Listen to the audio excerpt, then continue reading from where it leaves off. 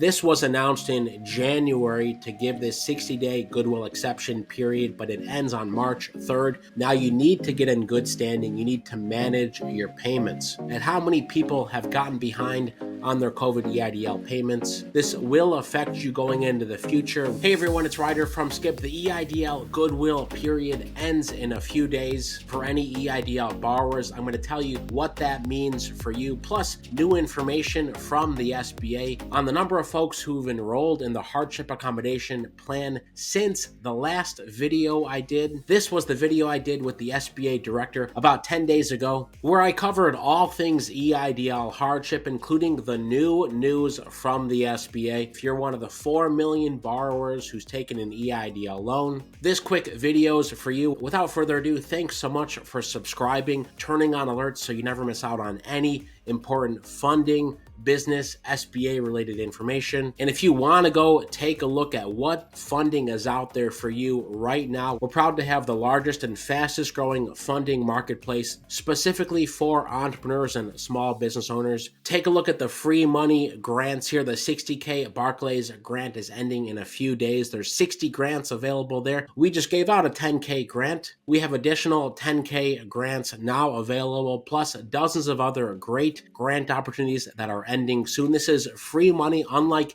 EIDL, where you're trying to manage your payments, enroll in hardship. There's nothing to lose here. You can even turn on grants auto apply, where we'll enroll in grants for you, or take a look at recommended financing. That's at helloskip.com, or search Skip in the App Store and Google Play. So I won't bury the lead. The SBA has told me that since this video, 17,000 folks have enrolled in the Hardship Accommodation Plan. 17,000. That's a large number of folks who maybe were at the Treasury already or in delinquency that were able to get back on a payment plan and avoid some of the negative consequences that would come with defaulting on your EIDL loan, getting sent to collections. So I hope if you are having a difficult situation and you haven't watched all our videos we've been doing for years on how to lower your EIDL payments, you can go see your options today at lending.sba.gov when you log into your COVID EIDL portal. Now, there were a ton of comments in this last video, people being critical about the SBA, basically asking questions like, why can't the SBA just forgive these COVID EIDL loans? Or you can't get your loan from the Treasury back to the SBA. Thanks to everyone who's leaving comments. I'd love to hear what your situation is. And are you happy with the COVID EIDL program overall? This saga's been going on for 4 years now. $400 billion. That's between 10 and 15% of all US-based businesses. We've had nearly 10 million views just on our EIDL videos. It went from how to get approved for a COVID EIDL loan, how to increase my COVID EIDL loan amount. If you made it past those hurdles, then came the time for repayments. After the 30 months of deferment, how do I start making payments? How do I roll in auto pay? And the big realization, you're having trouble making payments. How can I lower payments? And hundreds of thousands of folks getting behind on payments. In fact, if you have a guess at how many people have gotten behind on their COVID EIDL payments, let me know in the comments. This was announced in January to give this 60-day goodwill exception period, but it ends on March 3rd. We've got days left. The communication a year ago was that if you got a loan under 100K, the SBA wasn't sending this to collections or the Treasury if you got behind. They changed that. Now you need to get in good standing. You need to manage your payments. And in this interview, Alejandro said, even if you're behind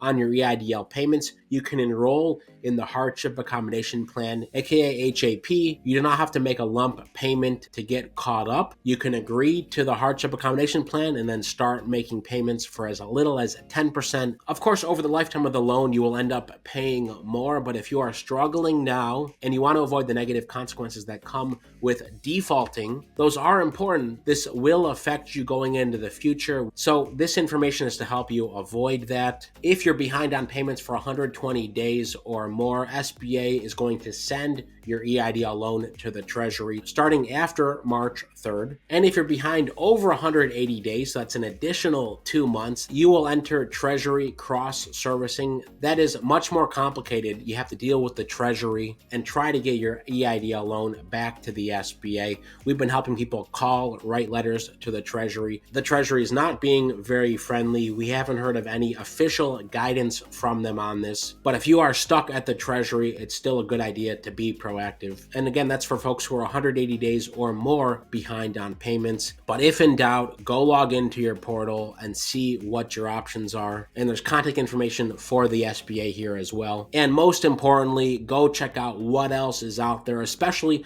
when it comes to free money like grants, 1K, 5K, 10K. Get entered automatically into grants. You can't win if you don't enter. Every winner that I've talked to over the past 4 years where we've given out direct grants has always been surprised that they won. And you can enter nearly all these grants for free. All the skip grants are free to enter, or take a look at other financing options like SBA 7A loans or other microloans. Let me know in the comments your EIDL situation. Most importantly, stay well, stay healthy, and I'll see you in the next video.